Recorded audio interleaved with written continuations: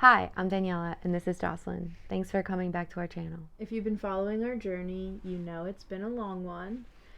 Today we're going to be sharing the results of our third cycle of IUI and what's to come next.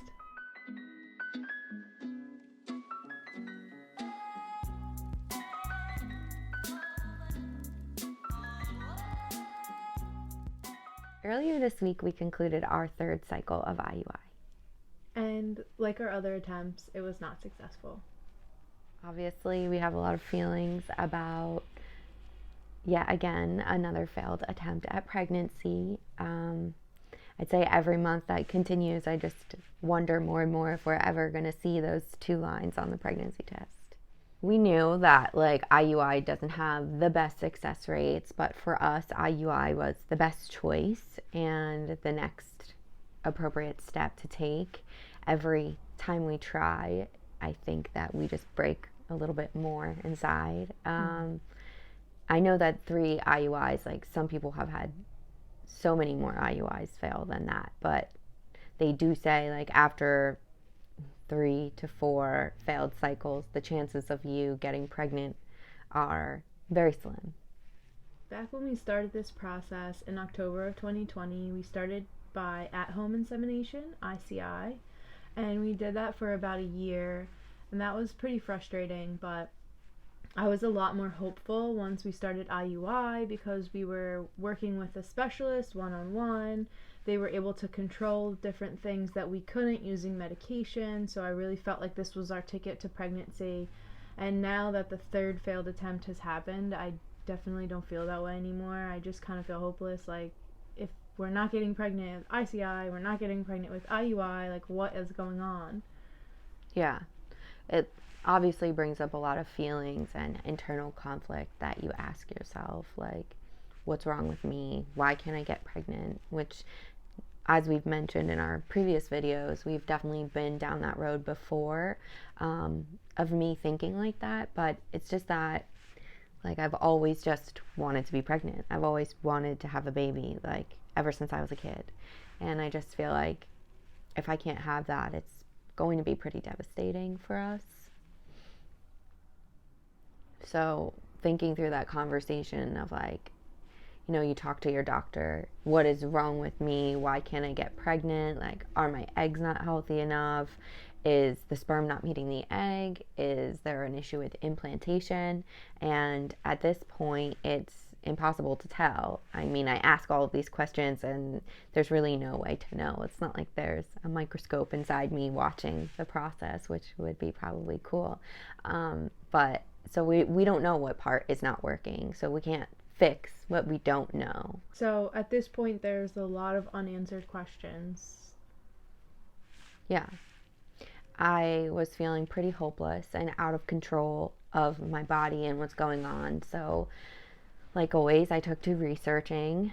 I like to research medical journals and actual doctors' information. And upon my search this time, I was able to find someone called Dr. Amy, and she calls herself the Egg Whisperer.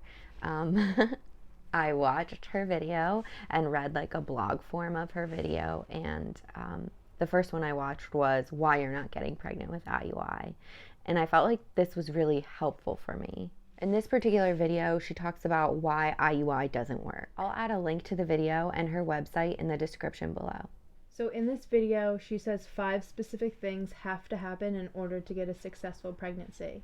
First, the egg that's ovulated has to be good and picked up by the fallopian tube.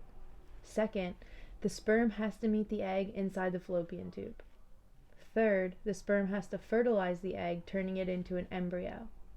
Fourth, the embryo then has to travel down into the uterus, which will take about a week.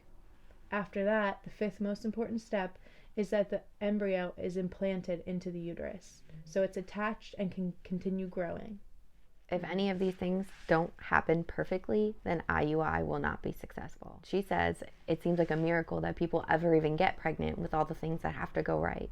Listening to Dr. Amy did help me get out of my head a little bit and stop asking myself, what's wrong with me? In the video, Dr. Amy says you can get everything checked and do everything right, and IUI still might not work. And what does that mean? Well, it means that you're human.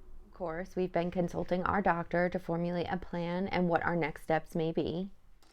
So when we decided to switch gears from at-home ICI insemination to doing the IUI procedure, we had a talk and discuss about what would be the appropriate amount of tries we would do before deciding that this wouldn't work.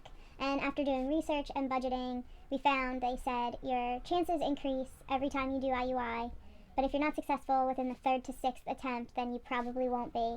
So we decided to do 4 tries, 4 solid tries to give it our all and do everything that we could to get pregnant. We spoke to our doctor about what we could do differently to hopefully succeed on our 4th try. And although she said, things could happen and you could have success on your 4th try if everything lines up correctly, but there's always a chance that it may not work, and those chances are probably a little more likely because there was already 3 failed attempts. Of course, I asked her thousands of questions. What if we do this? How come we can't do that? And with every question I asked, she always circled back to, I think IVF is your best chance. Yeah, this is heartbreaking news for us, especially because the added expense of IVF and the fact that our insurance does not cover it. We didn't ever consider IVF to be an option for us financially. As we discussed in one of our previous videos regarding the costs of the different procedures, which can be found in the link above, IVF is a huge expense, way bigger than ICI or IUI combined. Now, in this moment, we're left to take a step back and reevaluate what our next steps are going to be. The biggest question on my mind is, do we have to say goodbye to the chances of Daniela getting pregnant? After our initial phone call with the doctor, I was doing some thinking and I reached back out to her to ask some questions. When we first started IUI, they found a cyst on my right ovary during my initial scan. They called it an OMA, or an endometrioma. Obviously, they didn't do a biopsy, so they don't know that for sure, but they said it looks consistent with it, and that could be caused from endometriosis. At that time, I asked many questions, and they said that the cyst should not affect my chances of getting pregnant, and people get pregnant with cysts all the time. Now, being that we're not getting pregnant, this could be something to look into. So after talking with the doctor about where to go from here and what our options were, it really came down to either stopping altogether, moving forward with our 4th cycle of IUI, or starting the process of IVF. And with all things considered, we decided to move forward with the 4th try of IUI. And during the 4th try, we decided the doctor would take a deeper look at what my uterus and ovaries looked like to see how she felt about the signs of endometriosis.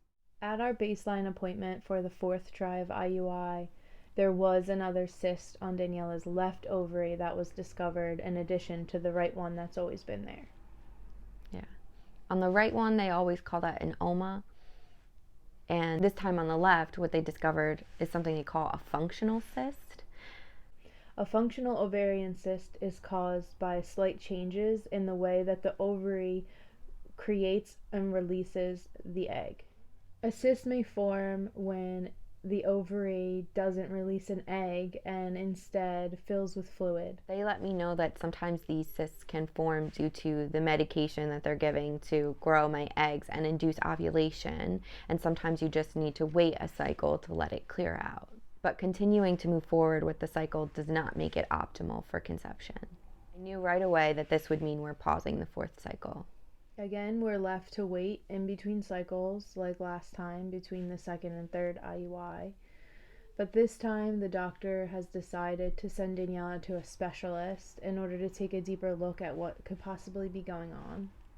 And by specialist, we mean an OBGYN who specializes in surgery and does a lot of work with endometriosis. So we're going to set up a consultation with this new specialist, and my fertility doctor is going to send over all the images they took, blood work, all the lab results and findings, so that we can figure out what our next step is. We're hoping to see if the removal of the cyst will help increase our chances of conception. We have both heard many stories from friends and family that someone had cysts on their uterus and ovaries and they got it removed and everything went smoothly afterwards. We could just hope that maybe that would work for us, because we know our insurance will cover a surgery versus IVF. Unfortunately, there's also a timing component into all of this. Daniela will be turning 32 in a few months, so in many ways we feel like we're working against the clock. So at this time, we have called to set up our initial consult.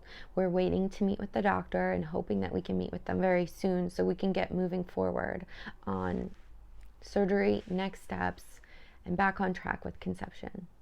We're going to do things like making sure to incorporate a colorful diet, making sure to do some exercising every day, and also incorporating some more acupuncture regularly.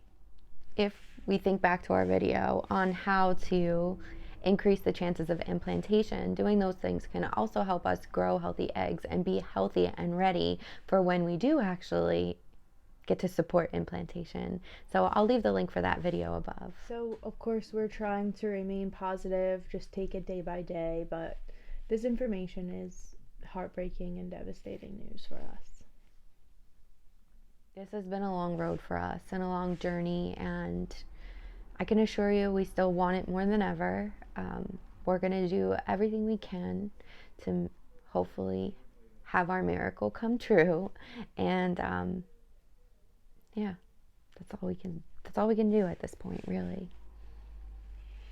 Unexplained infertility is a devastating thing for anyone to experience, and we are trying to navigate through that every day.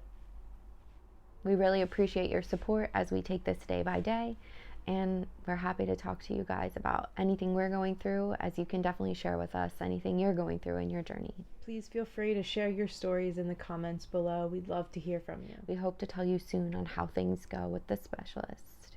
Don't forget to like and subscribe. See you soon.